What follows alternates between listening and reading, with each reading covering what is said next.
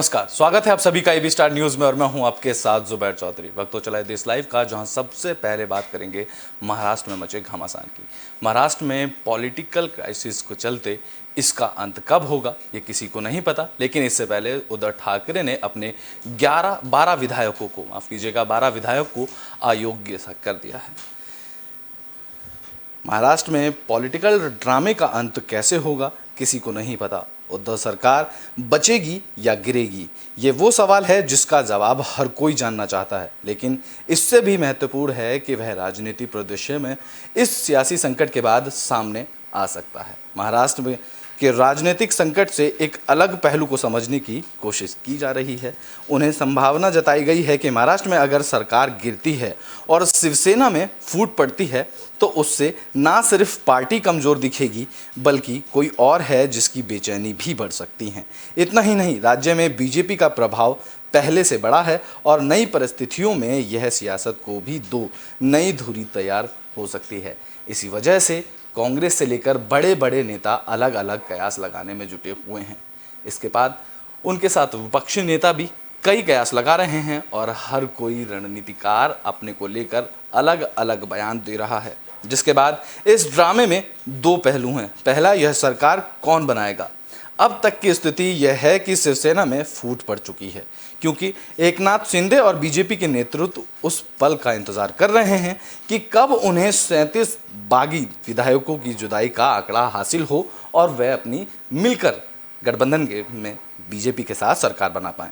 अगर बागी शिंदे गुट को शिवसेना के विधायकों का 2/3 समर्थन मिलता है तो शिंदे कानूनी रूप से यह दावा कर सकते हैं कि उद्धव ठाकरे नहीं, वह विधानसभा में शिवसेना के नेता होंगे, वह शिवसेना के सबसे प्रमुख नेता होंगे अगर उनके पास बागी विधायकों का गुट का समर्थन मिल जाता है। इसके बाद शिंदे के नेतृत्व वाले आधिकारिक शिवसेना समूह के साथ बीजेपी के सरकार बनाने का रास्ता भी साफ हो जाएगा, क्योंकि अगर शिंदे बीजेपी के साथ जाते हैं तो बीजेपी का 2.5 साल पुराना सपना, 3 साल पुराना, माफ कीजिएगा 2019 का सपना, महाराष्ट्र में अपनी सरकार बनाने का सपना उनका पूरा हो जाएगा, क्योंकि वो एकनाथ शिंदे के साथ गठबंधन में सरकार बना लेंगे, जिसके खुद एकनाथ शिंदे भी इस बात को लेकर इशारा कर चुके हैं। उनके साथ निर्दलीय और छोटी पार्टियां भी आ जाएंगी, क्योंकि हमें याद रखना चाहिए कि 20 ऐसे विधायक ने हाल ही में एमएलसी चुनावों में बीजेपी उम्मीदवारों को वोट किया था, क्योंकि हाल में एमएलसी चुनाव को लेकर देखा गया था कि बीजेपी के 20 ऐसे विधायक ऐसे थे जो कि निर्दलीय और छोटी पार्टी से आते थे और जिन्होंने एमएलसी में बीजेपी को उम्मीदवार को वोट किया था। लेकिन दूसरी संभावना भी बनती नजर आ रही है। अगर शिंदे जुदाई नंबर जुटाने में असफल रहते हैं तो सवाल यह है कि क्या कुछ समय के लिए महाराष्ट्र में राष्ट्रपति शासन लग सकता है, क्योंकि इस तरह के सवाल हर किसी के मन में हैं कि आखिर इसका अंत कब होगा और कैसे होगा। क्या शिवसेना और महाविकास आघाड़ी की सरकार बचेगी या फिर इस गठबंधन को तोड़ने के बाद एकनाथ शिंदे बीजेपी के समर्थन में जाकर फिर से सरकार बनाएंगे और इस बार सरकार बीजेपी के साथ बनी जाएगी। तो इसको लेकर कई सारी संभावनाएं हो चुकी हैं। ऐसे में यह जवाब हर कोई ढूंढ रहा है कि महाराष्ट्र में क्या राष्ट्रपति शासन लग सकता है और क्या जब बीजेपी और शिंदे सेना सरकार बनाने की स्थिति में पहुंच जाएंगी तो असेंबली बहाल होगी या नहीं। या इस तरीके के कई सवाल हैं। देवेंद्र नहीं और बीजेपी के साथ जाएंगे उद्धव, क्या इस तरीके के भी सवाल कई राजनेताओं के मन में हैं और कई पार्टियों के अंदर चल रहे हैं। एक परिस्थिति यह भी बन सकती है कि सियासी समीकरण बदले और उद्धव ठाकरे अपनी और पार्टी की इमेज बचाने को लेकर बीजेपी सरकार को सपोर्ट करने को तैयार हो जाएं। कि एक समीकरण इस तरीके के भी कयास लगाए जा रहे हैं राजनीतिक विशेषज्ञों के द्वारा कि उद्धव ठाकरे अपनी पार्टी की इमेज और खुद को बचाने के लिए बीजेपी सरकार को सपोर्ट करने के लिए तैयार हो जाए, लेकिन वे शर्त रख सकते हैं कि बीजेपी सरकार बनाए लेकिन सीएम देवेंद्र फडणवीस नहीं और कोई बने और सीएम की कुर्सी शिवसेना के हाथ में ही रहे, क्योंकि इस तरीके के सवाल वह कर सकते हैं अगर उनको बीजेपी की सरकार के साथ जाकर सरकार बनानी पड़े गठबंधन में। लेकिन उसके बाद भी वह अपनी यह शर्त ज़रूर रख सकते हैं कि बीजेपी की अगर सरकार बना भी लेती है लेकिन सीएम देवेंद्र फडणवीस नहीं कोई और बने और शिवसेना का ही सीएम बने, जो कि उद्धव पर लगातार हमला करते आ रहे हैं। ऐसा इसलिए क्योंकि देवेंद्र फडणवीस लगातार उद्धव सरकार पर हमलावर रहे हैं। इसको लेकर यह सवाल भी बनता है। इस बीच शिवसेना के नेता संजय राउत ने बागियों के सामने पेशकश की है कि अगर वह मुंबई लौट आते हैं तो शिवसेना ईवीएम गठबंधन को तोड़ने के बारे में सोच सकती है। एमवीए माफ कीजिएगा, महाविकास आघाड़ी गठबंधन को तोड़ने की बात कर सकती है। दरअसल बागियों की मांग है कि शिवसेना को बीजेपी के साथ सरकार बनानी चाहिए। उन्होंने यह भी कहा है कि शिवसेना को अब महाविकास आघाड़ी का गठबंधन तोड़कर बीजेपी के साथ सरकार बना लेनी चाहिए। बीजेपी के लिए एक और शिंदे फैक्टर है और शिंदे बड़े नेता भी हैं। 2019 में जब एमवीए में सीएम के नाम पर मंथन चल रहा था, उसके नाम पर भी चर्चा हुई थी। हालांकि बाद में शरद पवार ने उद्धव के नाम पर जोर दिया था। फिलहाल बीजेपी शिंदे और उनके गुट को अपने साथ खींचना चाहेगी, क्योंकि जाहिर सी बात है बीजेपी यही चाहेगी कि वह एकनाथ सिंह को अपनी तरफ खींच लें ताकि वह अपनी सरकार बना सके। फिलहाल बीजेपी शिंदे और उनके गुट को अपने साथ खींचना जरूर चाहेगी। वह यह नहीं चाहेगी कि 37 विधायकों का समूह ऐसे में किसी को और को चुनौती दे दे। इस ड्रामे की दूसरी पिक्चर थोड़ी बड़ी सी है। बीजेपी न केवल महाराष्ट्र में सरकार बनाने के बारे में सोच रही है, बल्कि उसकी मंशा शिवसेना को तगड़ा झटका देने की है, जिससे वह आगे भी कभी चुनौती देने की स्थिति में ना पहुंच सके। आज आलम यह है कि राज्य में बीजेपी का जनाधार बढ़ा है और शिवसेना का प्रभाव थोड़ा सा कमजोर हुआ है। ऐसे में सवाल उठता है कि शिवसेना के पास क्या विकल्प है। साफ है कि उद्धव पार्टी के भीतर असहमति और असंतोष की आवाज को भांपने में वे फेल रहे हैं।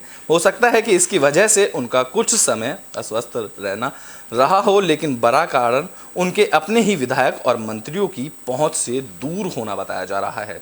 उद्धव ठाकरे के आगे यह बड़ी परिस्थिति है कि उनके विधायक और उनके मंत्रियों के बीच उनकी दूरी बनी, जिसके बागी विधायकों को वापस लेने के लिए सीएम का आधिकारिक आवाज छोड़ना और भावुक स्पीच देना उनकी रणनीति का हिस्सा हो सकता है। उन्होंने सीएम पद छोड़ने वाली जो बात कही वह एक तरफ से नैतिकता दिखा रहे थे। ठाकरे ने बुधवार को कहा था कि अगर बागी विधायक ये कह सकते हैं कि वह उन्हें मुख्यमंत्री के रूप में नहीं देखना चाहते तो वह अपना पद छोड़ने के लिए तैयार हैं।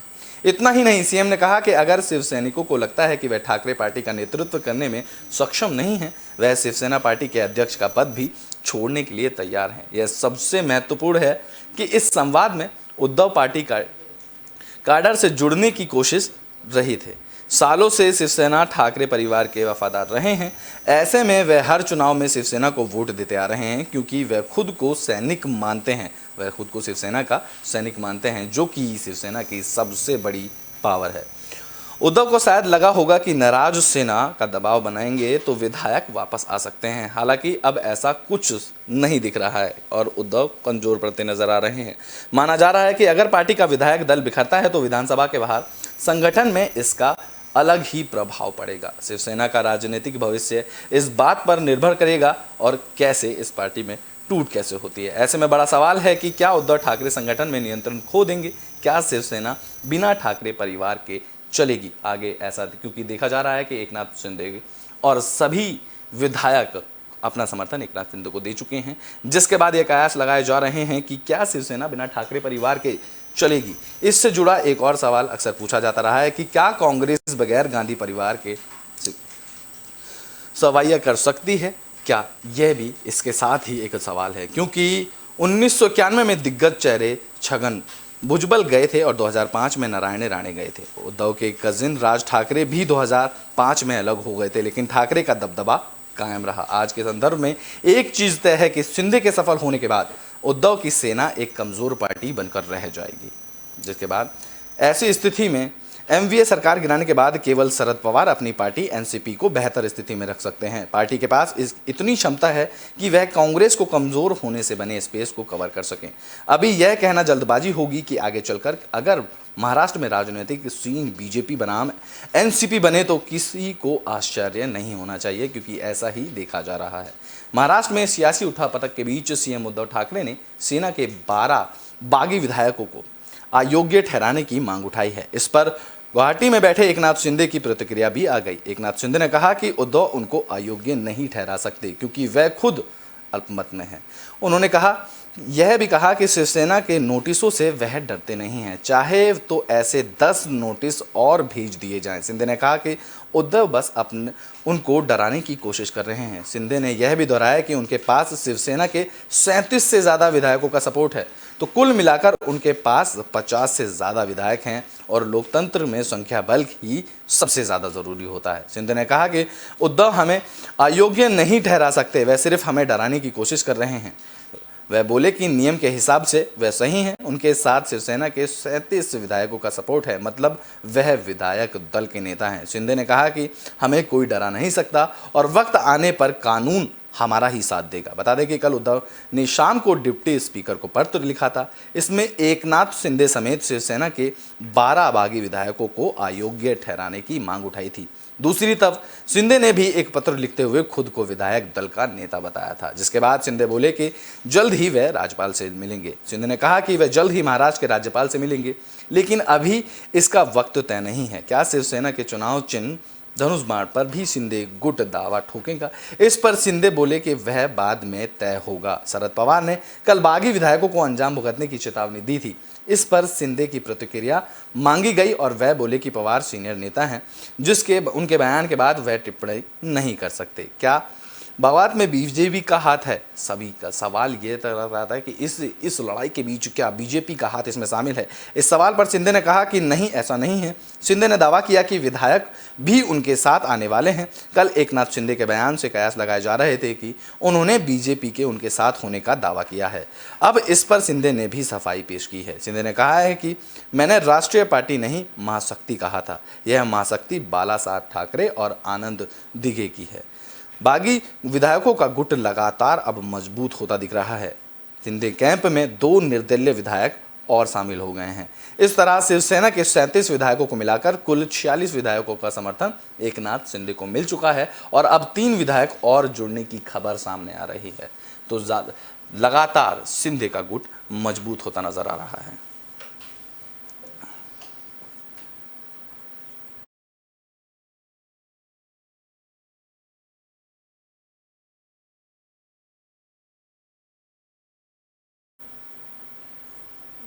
तो महाराष्ट्र में अब महाविकास आघाड़ी खत्म होती नजर आ रही है। आपको बता दें कि अब लगातार महाराष्ट्र में एकनाथ शिंदे के पोस्टर नजर आ रहे हैं, जिसमें खुद उद्धव ठाकरे मौजूद नहीं हैं। उन पोस्टरों में सिर्फ एकनाथ शिंदे ही हैं।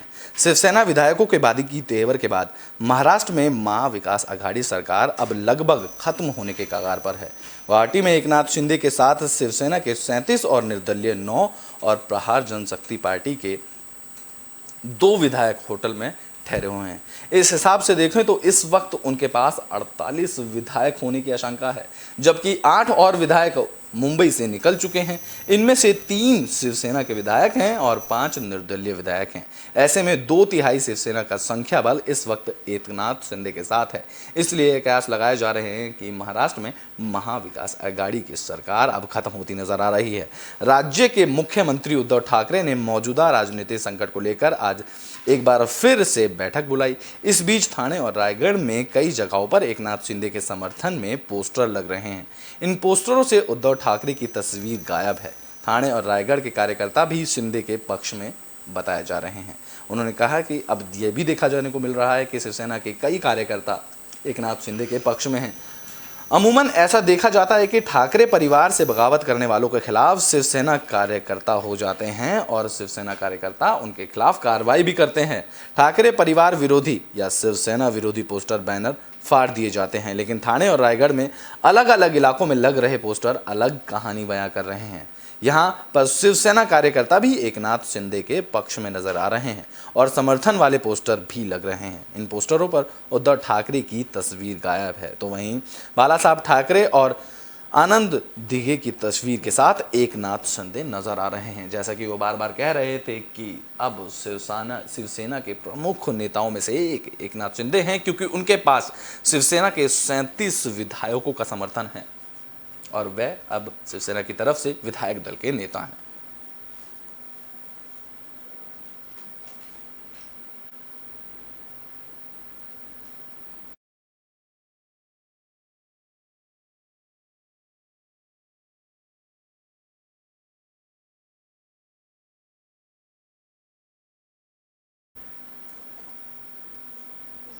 महाराष्ट्र में मचे सियासी संकट के बीच अब लगातार बयानों का दौर जारी है। इस बीच संजय राउत का एक नया बयान सामने आया।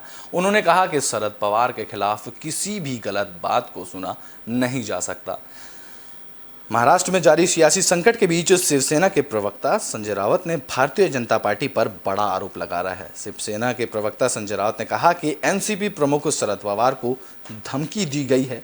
जिस भाषा का इस्तेमाल किया गया है वह हमें मंजूर नहीं है। संजय राउत ने ट्वीट किया कि बीजेपी के एक केंद्रीय मंत्री ने कहा कि अगर महाविकास आघाड़ी सरकार को बचाने की कोशिश की गई तो शरद पवार को घर नहीं जाने दिया जाएगा। रावत ने आगे कहा कि एमवीए सरकार बचे या नहीं, शरद पवार के लिए ऐसी भाषा का इस्तेमाल हमें स्वीकार्य नहीं है। उन्होंने साफ तौर पे कर दिया है कि अगर महाविकास आघाड़ी की सरकार बचती है या नहीं भी बचती है, लेकिन इसके बाद भी वह शरद पवार के खिलाफ कोई भी गलत बयान को स्वीकार नहीं करते हैं। संजय राउत ने आगे कहा कि एक केंद्रीय मंत्री की तरफ से शरद पवार जी को धमकियां दी जा रही हैं। लगातार ऐसी धमकियां उनको मिल रही हैं। क्या ऐसी धमकियों को मोदी जी और अमित शाह जी का समर्थन है? हम बागी विधायकों को अयोग्य ठहराने की कार्रवाई कर रहे हैं। खुद संजय राउत ने कहा कि हम जितने भी बागी विधायक हैं उनको अयोग्य ठहराने की भी कार्रवाई लगातार कर रहे हैं। संजय राउत ने शरद पवार से मिलने के बाद बागियों के खिलाफ सख्त तेवर दिखाए। उन्होंने कहा कि हमें जो करना था कर लिया है, हम सब एक साथ हैं। अभी भी वो लगातार यह कह रहे हैं कि महाविकास आघाड़ी के साथ हैं वो, और सभी गुट गठबंधन में हैं, और सभी पार्टियां, जितनी भी पार्टियां महाविकास आघाड़ी गठबंधन में हैं वह सभी साथ हैं, और वह खुद एनसीपी के साथ हैं और शरद पवार के साथ हैं। और उन्होंने यह भी साफ कर दिया कि वह शरद पवार के खिलाफ कोई भी गलत बयान को मंजूरी और स्वीकार नहीं कर सकते।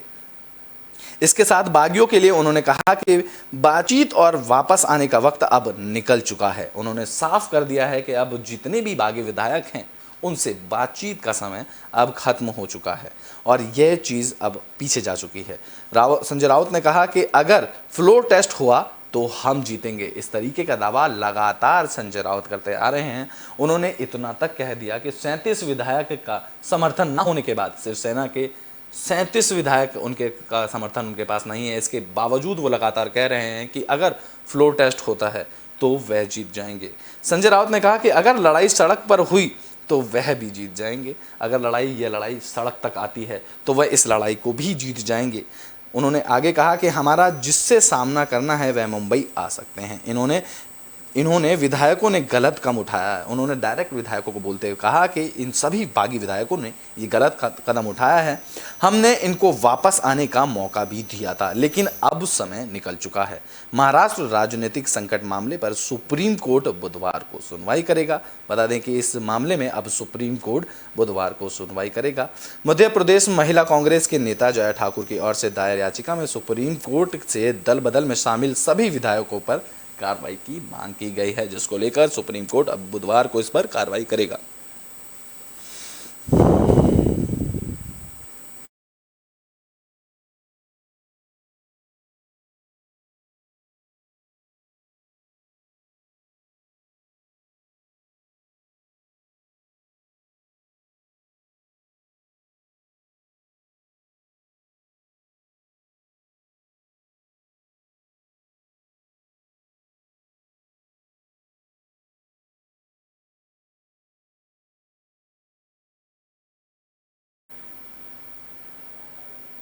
तो अमेरिका में बढ़ती शूटिंग की घटनाओं के बीच अब एक नया बिल पास किया गया है। आपको बता दें कि अमेरिका में गन कंट्रोल बिल पास किया गया है। अमेरिका में बढ़ रही शूटिंग की घटनाओं के बीच अहम बिल पास हो गया। यूएस सेनेट में गन कंट्रोल बिल को पास कर दिया गया है। इस बिल की अमेरिका में लंबे वक्त से मांग उठ रही थी। अब गन कंट्रोल बिल को अमेरिकी संसद में भेजा जाएगा। यह स्पीकर नैन्सी पेलोसी की तरफ से पहले ही इसको लेकर आवाज़ बुलंद करने की बात कही जा चुकी है। अमेरिकी संसद में गन कंट्रोल बिल के पास होने के चांस ज़्यादा नज़र आ रहे हैं। यह अल्पसंख्यक नेता केविन रिपब्लिक पार्टी से इस बिल के विरोध में वोटिंग करने को कह रहे हैं। हालांकि सदन में डेमोक्रेटिक पार्टी के सांसद ज़्यादा हैं, जिस वजह से ये कयास लगाए जा रहे हैं कि अब अमेरिका में यह बिल जल्द ही पास हो जाएगा। इसलिए इस विरोध का असर शायद ही कम पड़े। हालांकि इस बिल में उन सभी नियमों का जिक्र नहीं है जिनकी बात राष्ट्रपति जो बाइडेन करते रहे हैं, लेकिन फिर भी संसद में पास होने के बाद इस पर बाइडेन तुरंत ही साइन कर सकते हैं। गन कंट्रोल बिल जब पास होकर कानून बन जाएगा तो अमेरिका के आम लोगों को बहुत राहत मिलने की उम्मीद है। दरअसल बीते दिनों बंदूकों से दुरुपयोग की घटनाएं सामने आई। इसमें मासूमों ने जान गंवाई है। बंदूकधारी खुलेआम आम लोगों को निशाना बनाते हैं। ऐसी घटनाएं बढ़ने से हर कोई चिंता में था, जिसको लेकर अब संसद में भी यह आवाज उठाई गई। अमेरिका में मास शूटिंग की घटनाओं के आंकड़े डराने वाले हैं। अगर इस साल मई तक की बात करें तो ये आंकड़े 2012 हैं जिसमें मास शूटिंग की घटनाएं सामने आई हैं। ज़्यादातर में किसी भी सिरफिरे हत्यारे ने गन उठाई और निर्दोष लोगों को मौत के घाट उतार डाला। अमेरिका का गन कल्चर उतना ही पुराना है जितना कि अमेरिका का संविधान। सन 1791 में अमेरिका के दूसरे संविधान संशोधन में सभी नागरिकों को बंदूक रखने का अधिकार दे दिया गया था। यह बात सन 1791 की है। अमेरिकी संविधान में कहा गया कि देश की स्वाभिमानिता सुनिश्चित करने के लिए हथियार रखना और उसके लेकर चलना नागरिकों का अधिकार है। इस वजह से 18 साल से ऊपर के हर अमेरिकी नागरिक को अपने पास बंदूक रखने की छूट खुद संविधान ने दी है, बशर्ते वह मानसिक रूप से बीमार ना हो। लेकिन इस बीच अमेरिका में बढ़ती शूटिंग की घटनाओं के बीच यूएस सेनेट में गन कंट्रोल बिल पास होने की कयास लगाए जा रहे हैं। इस बिल में अमेरिका के लोग लगातार लंबे समय से मांग उठा रहे थे, लेकिन अब गन कंट्रोल बिल को अमेरिकी संसद में भेजा जाएगा।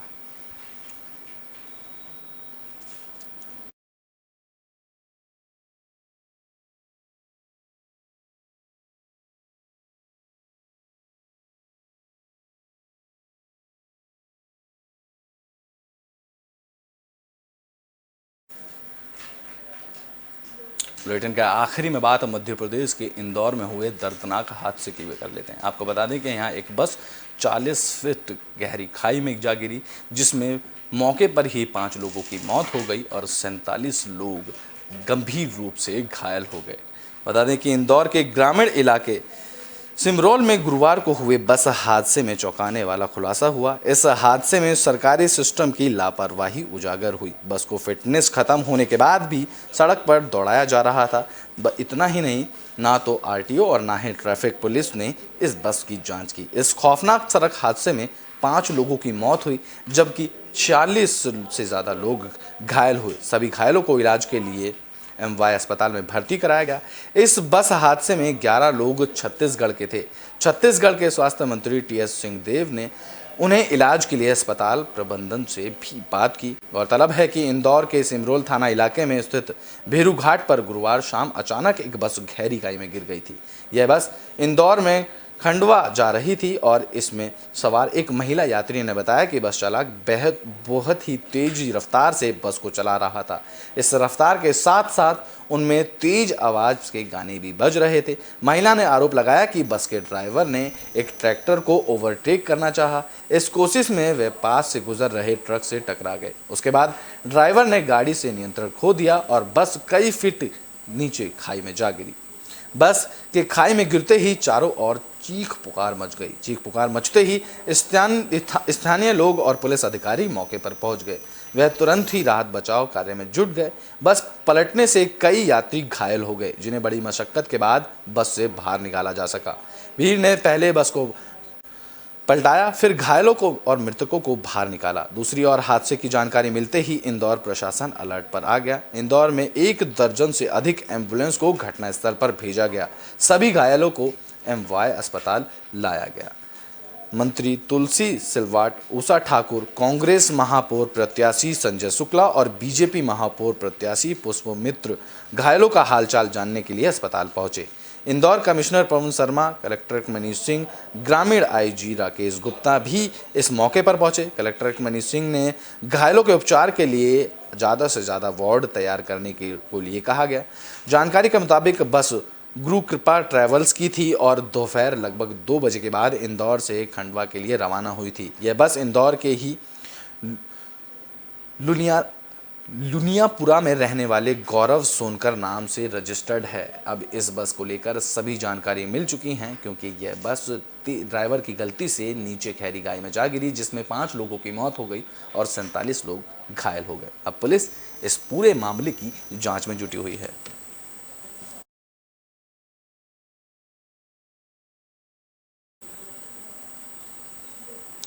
देश लाइव में अभी के लिए बस इतना ही। देश और दुनिया की तमाम खबरों के लिए देखते रहें एबी स्टार न्यूज़।